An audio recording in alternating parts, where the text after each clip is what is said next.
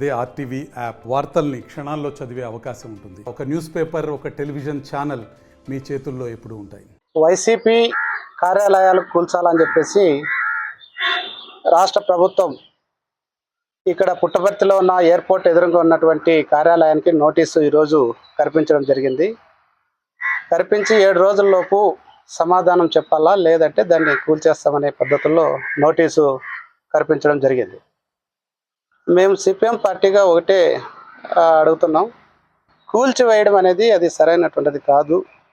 కూల్చివేతలు ఆపాలి మొదటగా. అలాగే ఈ ప్రభుత్వం విచారించాలి. ఇప్పుడు వరకు అది ప్రభుత్వ స్థలంలో అక్రమంగా నిజంగా కట్టినారు అని అంటే దాన్ని విచారించి అప్పుడున్నటువంటి అధికారులు ఎందుకు ఈ పర్మిషన్లు ఇచ్చినారు, ఎందుకు ఇట్లా చేశారు అనేది వాళ్ళ మీద కూడా యాక్షన్ తీసుకోవాలా. అంటే అప్పుడు ఆ ప్రభుత్వం ఉంది కాబట్టి అధికారులు అప్పుడు వాళ్ళకి కొమ్మలు వచ్చి ఇచ్చేసినారు, వాళ్ళు కట్టేసుకున్నారు. అప్పుడే అధికారులు ఆపాలి కదా, ఇది పర్మిషన్ లేదు అని. అంటే ఆ ప్రభుత్వం అండ చూసుకొని వాళ్ళు చేసినారు. కాబట్టి ఈ ప్రభుత్వం ఆఫీసును కూల్చాల్సిన అవసరం లేదు. చర్యలు దాని మీద విచారించి దానికి సంబంధించినటువంటి తప్పుడుగా కనుక ఇచ్చింటే పర్మిషన్లు వాళ్ళందరి మీద ఖచ్చితంగా చర్యలు తీసుకోవాలా. అట్లనే దాన్ని కూల్చడం అనేది కాకుండా ఈరోజు కొత్తగా జిల్లా సెంటర్ ఇది, మనకు అనేక కార్యాలయాల అవసరం ఉంది. ఎయిర్పోర్ట్ దిగితే బయటకు వస్తేనే కార్యాలయం అది. కాబట్టి ఇక్కడ గెస్ట్ హౌస్గా ఒకటి పెట్టుకోవచ్చు. అనేక ఇతర దేశాల నుండి వస్తున్నారు, పెద్ద పెద్ద ఆఫీసర్లు అందరూ వస్తుంటారు. ఆ పక్కనే అవతలు దిగుతారు, ఎయిర్పోర్ట్లో యువతలకు వస్తారు. దాన్ని గెస్ట్ హౌస్గా ఉపయోగించుకోవచ్చు. లేదు కలెక్టర్ కార్యాలయం రోడ్డుకుంది, ఆ ధర్నాలు చేస్తుంటారు, ప్రజలకు అందరికి ఇబ్బంది ఉంది, దాన్ని ఇక్కడ ఉపయోగించుకోవచ్చు. ఇట్లాంటి అనేక రూపాల్లో ప్రయత్నాలు చేయొచ్చు. కానీ అది కాకుండా ఇంకా మేము కూడా ఇప్పుడు మా అధికారం ఉంది కాబట్టి మేము కూల్చేస్తామంటే ఆ ప్రభుత్వానికి ఈ ప్రభుత్వానికి తేడా ఏముంది? మీకు ప్రజలు సేవ చేస్తారని మెజారిటీ ప్రజలు మీకు పట్టం కట్టారు. కాబట్టి దాన్ని దృష్టిలో పెట్టుకొని దీన్ని కూల్చివేతలు అనేది కాకుండా గతంలో మనం చూసాం, ప్రతిదీ ఇట్లాంటి ప్రతిపక్షం మీద కానీ లేదా ఏదన్నా చేయాలని ప్రభుత్వం అప్పుడున్న ప్రభుత్వం పోతే అవన్నీ రివర్స్ అయినా ఆ ప్రభుత్వానికి. ఏది పోయినా కోర్టు పోయినా మొటికాయలేసి రివర్స్ చేసినాయి. కానీ మీరు కూడా ఈ పద్ధతుల్లో పోయి ఆ ప్రభుత్వం చేసినట్లు చేసి ఇట్లాంటి ప్రజల నుండి అబాసు పాలు కావద్దండి. కాబట్టి మీరు దీన్ని ఆలోచన చేయండి.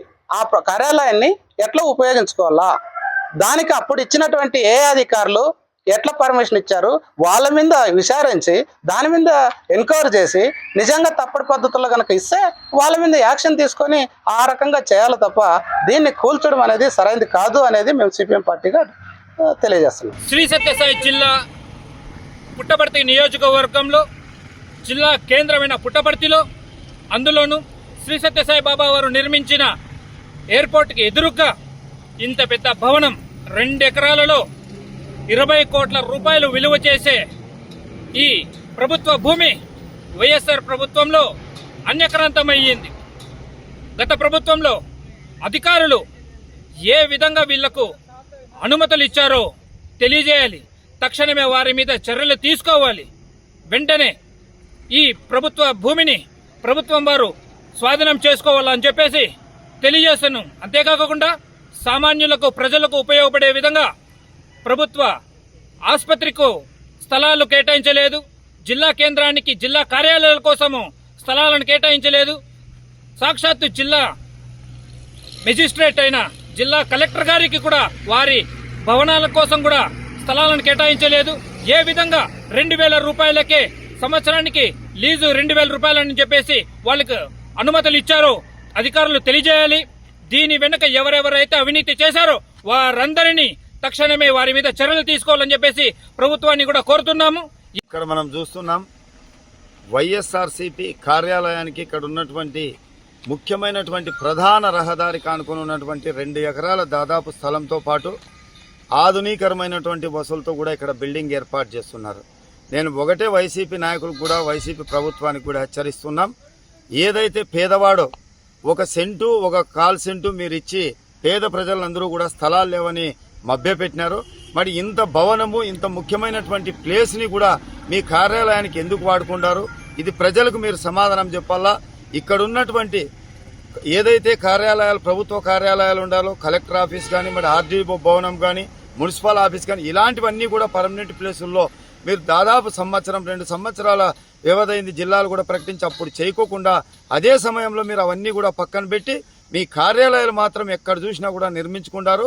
పేద ప్రజలకు ఒక సెంటు ఇండ్లు లేని ఈ ప్రభుత్వం మళ్ళా మీరు ఈ ప్రభుత్వంలో కట్టుకున్నటువంటి ఈ భవనాలు ఎందుకు మీకు ఉపయోగపడతాయి? ఇప్పటిపైనా ఎవరైతే అధికారులు దీనికి వాళ్ళందరూ కూడా సహకరించినారో వాళ్ళందరూ కూడా తప్పకుండా ఇది ప్రజల సొమ్ము, ప్రజలకు కానీ ప్రభుత్వ భవనాలకు కానీ ఇవ్వాలా. ఇక్కడ ఉన్నటువంటి భవనానికి కూడా పుడా పర్మిషన్ కానీ, మరి మున్సిపల్ పర్మిషన్ కానీ, ఇవన్నిటికీ కూడా ఎవరు ఇచ్చినారో కూడా అధికారులు వాళ్ళందరి మీద కూడా చర్యలు తీసుకోవాలని చెప్పి మేము ఇప్పుడున్నటువంటి తెలుగుదేశం పార్టీ పేద ప్రజల కోసం ఉన్నటువంటి పార్టీ తరఫున మేము డిమాండ్ చేస్తున్నాం.